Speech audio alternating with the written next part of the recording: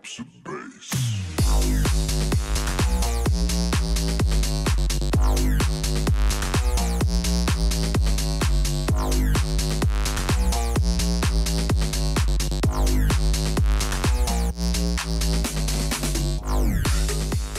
안녕하세요. 작은 꿈을 크게 만들어드리는 나노드림입니다. 드디어 기다리고 기다리던 2021년 예비창업 패키지 사업 공고가 올라왔죠. 그래서 많은 분들이 준비하고 계신 것으로 알고 있습니다. 올해 바뀐 내용에 대해서 조금 그래도 이야기를 드리고 우리가 예비창업 패키지를 준비하면 좋을 것 같습니다. 올해 2021년에 가장 많이 바뀐 것은 일반 분야랑 특화 분야를 동시에 모집하고 있다는 것입니다. 그래서 혹시 공고 보셨나요? 일반 분야와 특화 분야를 동시에 모집하는데 동일한 아이템으로 사업을 신청하면 안 된다라고 이야기하고 있어요. 이 예비창업 패키지를 보시는 분들은 굉장히 많은 궁금증을 가지고 계실 거라고 생각을 해요. 그래서 가장 질문이 많이 나오는 것에 대해서 먼저 좀 답을 드리면 좋겠다라고 생각을 합니다. 일반 분야에서 제일 많이 듣는 질문 중에 한 가지가 뭐냐면요, 일반 분야의 35개 기관 중에 어디에 신청해야 되냐라고 물어보시는 경우가 되게 많았어요. 어디에 넣으실 건가요? 제가 드릴 수 있는 답변은 크게 두 가지인 것 같아요. 첫 번째는 사업 공고 하단에 보면 주관기관에 대한 소개 자료가 있습니다. 주관기관 소개에 대한 자료를 보시면 주관기관별로 어떤 아이템과 어떤 분야를 우대하고 있는지 나오고 있습니다. 그것에 맞춰서 지원하시길 바랍니다. 그 두 번째 가이드라인을 드리면요, 특히 서울과 경기권에 있으신 분들이 많은 고민을 하실 거예요. 서울과 경기에 아무래도 인구수가 많기 때문에 경쟁률이 높아질 거야 라고 고민을 하시면서 이왕이면 서울 경기가 아니라 대전 충청권? 그거보다 경쟁률이 더 낮지 않을까 하면서 더 아래쪽의 지역으로 지원하는 경우가 있어요. 작년에 그러다 보니까요, 비대면 특화 분야에서 한 기관은 제가 들어보니까 10대 1의 경쟁률을 넘었다라고 이야기를 하더라고요. 눈치 게임이에요. 누가 어디에 넣을지, 얼마나 많은 사람들이 넣을지 알 수가 없다 보니까 그냥 마음 편하게 넣으시면 좋을 거라고 생각합니다. 선택하시면 되는 거예요. 이건 정답이 없는 겁니다. 어떤 기관을 선택해야 될지, 어디가 들어가기 쉬워요 라고 하는 질문에 대해서는 사실은 정답을 찾아드리기는 어렵다라고 생각해요. 이 얘기를 듣고 오히려 또 눈치 게임을 한다고 지방 쪽으로 내려왔더니 경쟁률이 10대 1이 돼버린 거예요. 이런 경우에는 정말 잘못 선택을 한 거죠. 그렇게 잘못 선택을 하고 내 실력이 아닌 거에 의해서 탈락할 확률이 높으니 차라리 그냥 준비를 최선을 다해서 가까운 곳에 신청을 하시면 어떨까라고 생각을 합니다.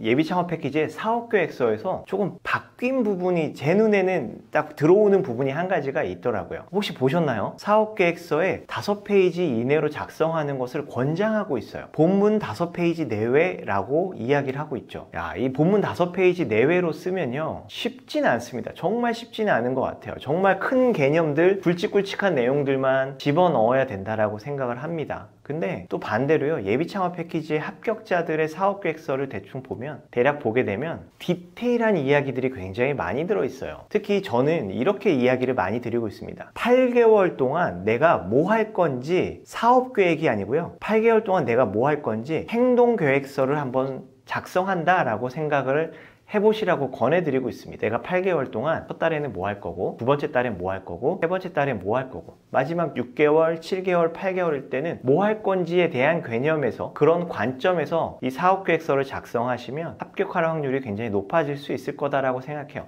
사업계획서는요, 절대 큰 개념에서 큰 그림을 그려주시는 것도 물론 맞습니다만 굉장히 자잘자잘하게, 굉장히 작게 실행계획을 세우셔야 돼요. 그래서 이 사람이 정말 할 거구나, 이 사람이 참 준비가 잘 되어 있구나를 심사위원이 느낄 수 있게끔 실행계획을 세우다 보면 5페이지 내외의 사업계획서가 아니라 한 10페이지 내외가 되지 않을까라고 생각합니다. 근데 또 중요한 게 있어요. 제가 여러분들 모두를 심사하지 않습니다. 심사위원들이 심사를 하게 되겠죠. 근데 그 심사위원들마다 5페이지 내외로 쓰라고 했다면 5페이지만 가지고 심사를 하는 심사위원도 있고요. 뭐 그런 거 상관없이 전체를 보는 심사위원도 있습니다. 근데 5페이지, 그런 심사위원을 위해서 5페이지만을 엑기스로 썼다 라고 했을 때 그런 5페이지만 가지고 평가하려고 하는 심사위원이 아니라 전체를 보려고 하는 심사위원이 들어왔을 때는 굉장히 불리해지는 거고요. 뭐 10페이지, 15페이지를 썼는데 5페이지만 가지고 심사하려고 하는 사람이 들어오면 또 안타까운 결과가 나올 수도 있겠죠. 그렇기 때문에요, 다르게 얘기하면 운에 맡기지 마시고요, 정말 사업계획서를 충실하게 쓰시면서 매력적으로 어필할 수 있게끔 채워주셨으면 좋겠어요.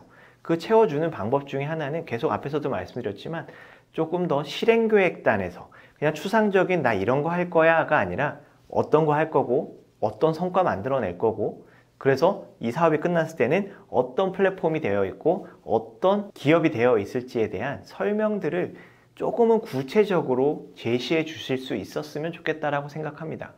제가 작년에 도와드렸던 분들 중에 좀 굉장히 디테일하게 도와드렸던 분들은 거의 다 됐어요. 근데 그분들의 특징은 실행 계획을 굉장히 구체적으로 세웠다라는 게 그들의 특징이라고 생각합니다. 그리고 마지막으로 한 가지 더 말씀을 드리면요. 4월 10일과 4월 17일 제가 수요일 날 저녁에 7시부터 9시까지 저와 함께 Q&A 하는 시간들을 좀 가져보려고 해요.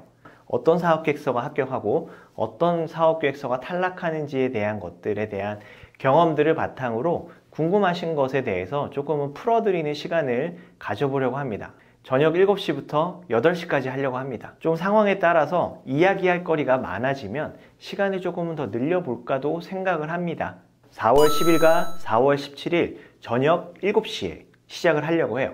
유튜브에서 시작을 할 거고요. 유튜브 스트리밍을 통해서 저와 같이 Q&A를 하면서 이야기를 하는 시간을 가져보려고 합니다. 궁금하신 거를 메모를 해 놓으시거나 나노드림 이메일이 있죠. 이메일에다가 궁금하신 걸 남겨주시면 제가 그때 가능하면 최대한 물어보시는 분들의 상황에 맞춰서 답변을 드리겠습니다. 그러니까요, 그냥 단답형으로 이거 할까요 말까요 라고 물어보지 마시고요. 어떤 아이템인데 이런 아이템의 상황에서 이런 것들을 하는 것이 좋을까요? 혹은 이렇게 하는 것이 좋을까요? 라는 형태처럼 내 아이템에 대해서 조금은 더 충실하게 설명을 해주시면서 의견을 저한테 물어보시거나 궁금하신 거를 물어보시면 제가 맞춤형으로 가능하면 답변을 드릴 수 있도록 하겠습니다.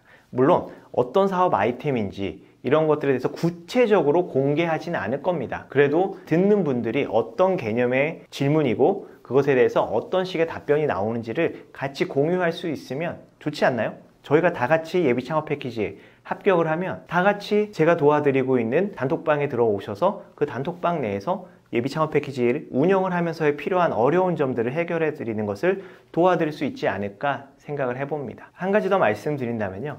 나노드림 카페가 있습니다. 네이버에서 카페.네이버.com/나노드림을 치시면 저희 예비 창업 패키지 준비를 위한 카페가 있고요. 그 다음에 화면에 보이시나요? 오픈 톡방을 또 2021년 예비 창업 패키지 준비하시는 분들을 위해서 오픈 톡방을 준비했습니다. 그래서 그 공간 내에서 또 Q&A를 할 수 있게끔 준비해 드렸으니까요. 참여해 보시면 좋을 거라고 생각합니다. 올해 2021년도요. 작은 꿈을 크게 만드는 그러한 한 해가 되셨으면 좋겠다라고 생각합니다. 나노드림입니다. 감사합니다.